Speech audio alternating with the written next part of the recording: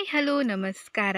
Welcome back to Apoorva Dinaik YouTube channel. ನಾವಿವತ್ತು ಇದ್ದೀವಿ ಉಡುಪಿಯಲ್ಲಿ ಇರುವಂತಹ ಆಭರಣ ಮಳಿಗೆನಲ್ಲಿ. ಸೊ ತಮ್ಮನ ಮದುವೆಗೋಸ್ಕರ ನಾವು ಗೋಲ್ಡ್ ಪರ್ಚೇಸಿಗೆ ಅಂತ ಇಲ್ಲಿಗೆ ಬಂದಿದ್ದೀವಿ.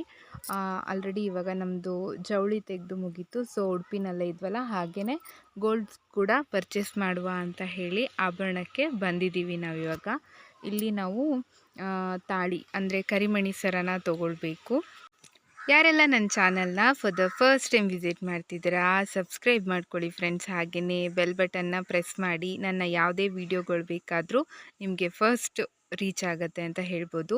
ಹಾಗೆಯೇ ಲೈಕ್ ಮಾಡಿ ನಿಮ್ಮ ಫ್ರೆಂಡ್ಸ್ಗಳ ಜೊತೆ ಶೇರ್ ಮಾಡಿ ಅಂತ ಕೇಳ್ಕೊಳ್ತಾ ಇದ್ದೀನಿ. ಇವಾಗ ನಾವಿಲ್ಲಿ ಕರಿಮಣಿ ಸರ ಪ್ಯಾಟ್ರನ್ಸ್ನ ತೋರಿಸ್ತಿದ್ದಾರೆ. ನಮಗೆ ಯಾವ ಥರ ಬೇಕು ಅಂತ ಹೇಳಿದರೆ ಅವರು ಅದರಲ್ಲಿ ಸ್ಯಾಂಪಲ್ಸ್ನ ಮತ್ತೆ ತೋರಿಸ್ತೀವಿ ಅಂತ ಹೇಳಿದರು. ಸೊ ನಾವಿಲ್ಲಿ 40 ಗ್ರಾಮ್ಸ್ ಅಂದರೆ 4 ತೊಲೆ ಇರುವಂಥ ಕರಿಮಣಿನ ತೆಗಿಸೋಕ್ಕೆ ಹೇಳಿದ್ದೀನಿ. ಸೊ ಇವಾಗ ಪ್ಯಾಟ್ರನ್ಸ್ನ ನಮ್ಮ ದೊಡ್ಡ ಮಾವ, ನಾನು, ಮಮ್ಮಿ, ಡ್ಯಾಡಿ, ಹುಡುಗ ಮತ್ತು ನನ್ನ ಹಸ್ಬೆಂಡು, ಹುಡುಗಿ ಬಂದಿದ್ದಾಳೆ, ಎಲ್ಲರೂ ಕೂಡಿ ಕೂತ್ಕೊಂಡು ನೋಡ್ತಾ ಇದ್ದೀವಿ. ಇಲ್ಲಿ ಯಾವ್ದು ಇಷ್ಟ ಆಗುತ್ತೆ ಅಂತ ನೋಡಬೇಕು. ಇವಾಗ ನಾವು ಇವಾಗ ಹೋಗಿರುವಾಗ ಗೋಲ್ಡ್ ರೇಟ್ ಬಂದು 57,770 ರೂಪಾಯಿ ಇತ್ತು. ನನ್ನ ವಿಡಿಯೋ ಇದು ಎಡಿಟಿಂಗ್ ಎಲ್ಲ ನಾನು ಸ್ವಲ್ಪ ಬ್ಯುಸಿ ಇದ್ದಿದ್ದರಿಂದ ಡಿಲೇ ಆಗಿದೆ. ಸೊ ಇವಾಗ ಆಲ್ರೆಡಿ 73,000 ಆಗಿದೆ ಅಂತ ಹೇಳಿದರು. ನಾವು ಹೋದವಾಗ ಗೋಲ್ಡ್ ಪರ್ಚೇಸಿಗೆ ಹೋದಾಗ 57,000 ಇತ್ತು.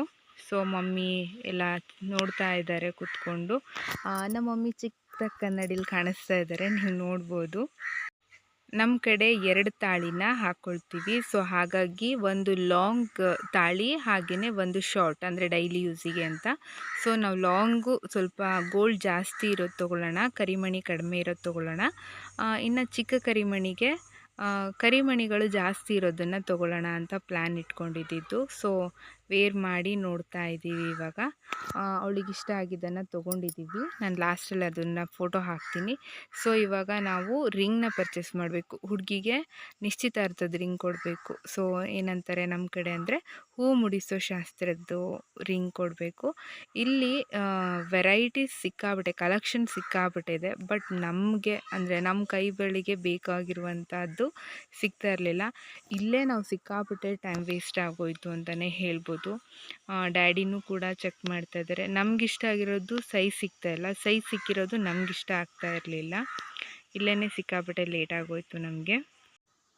ಗೋಲ್ಡ್ ಪರ್ಚೇಸ್ ಮಾಡುವಾಗ ಒಂದು ತಿಳ್ಕೊಳ್ಳಿ, ನೀವು ಇಂತಿಷ್ಟು ಅಮೌಂಟು ಅಂತ ತೊಗೊಂಡೋಗ್ಬೇಡಿ ಯಾವಾಗಲೂ. ಏನಕ್ಕೆ ಅಂತಂದರೆ ನಾವು ಕೇಳಿರೋ ರೇಟಿಗೂ ನಾವು ಅಲ್ಲಿ ಹೋದವಾಗ ರೇಟಿಗೂ ಭಾಳನೇ ವ್ಯತ್ಯಾಸ ಇರುತ್ತೆ.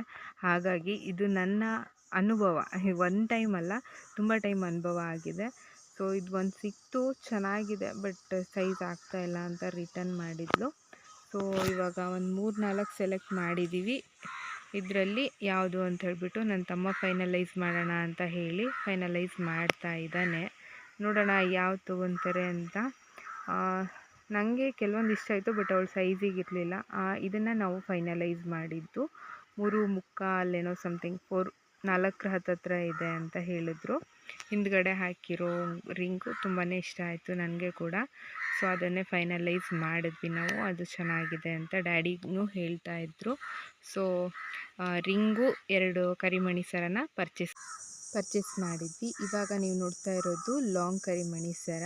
ಗೋಲ್ಡ್ ಜಾಸ್ತಿ ಇದೆ ಇದರಲ್ಲಿ, ಕರಿಮಣಿ ಕಡಿಮೆ ಇಡಿಸಿದ್ದೀವಿ. ಈಗ ನೆಕ್ಸ್ಟು ಚಿಕ್ಕ ಕರಿಮಣಿ ಸರ. ಇದರಲ್ಲಿ ಕರಿಮಣಿನ ಜಾಸ್ತಿ ಇಡಿಸಿ ಗೋಲ್ಡ್ನ ನಾವು ಕಡಿಮೆ ಮಾಡಿದ್ದೀವಿ ಅಂತ ಹೇಳ್ಬೋದು. ಹಾಗೆಯೇ ಹುಡುಗಿಗೋಸ್ಕರ ನಾವು ರಿಂಗ್ ಹಾಕಬೇಕು, ಅದು ಕೂಡ ಇವಾಗ ತೋರಿಸ್ತಿದ್ದೀನಿ. Thank you so much. Next ಬ್ಲಾಗ್ನಲ್ಲಿ ಸಿಗ್ತೀನಿ.